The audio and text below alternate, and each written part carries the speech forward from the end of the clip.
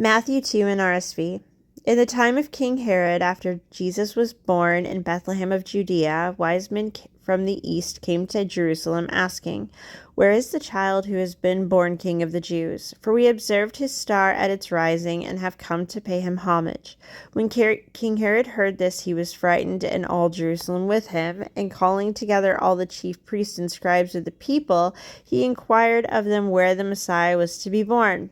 They told him, "In Bethlehem of Judea, for so it has been written by the prophet, and you, Bethlehem, in the land of Judah, are by no means least among the rulers of Judah. For from you shall come a ruler who is to shepherd my people Israel."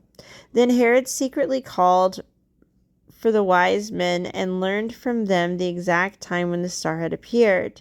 Then he sent them to Bethlehem, saying, "Go and search diligently for the child, and when you have found him, bring me word so that I may go and pay him homage."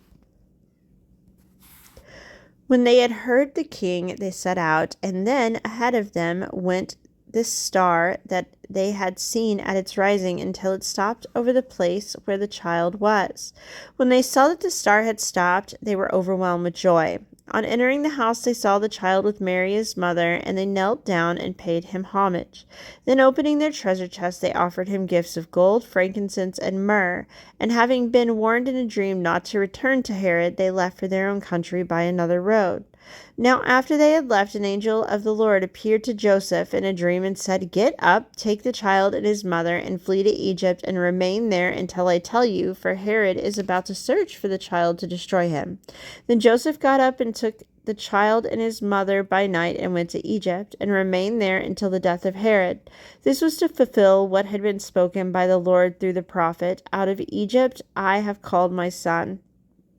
When Herod saw that he had been tricked by the wise men, he was infuriated, and he sent and killed all the children in and around Bethlehem who were 2 years old or under, according to the time that he had learned from the wise men. Then was fulfilled what had been spoken through the prophet Jeremiah. A voice was heard in Ramah, wailing and loud lamentation, Rachel weeping for her children. She refused to be consoled because they are no more.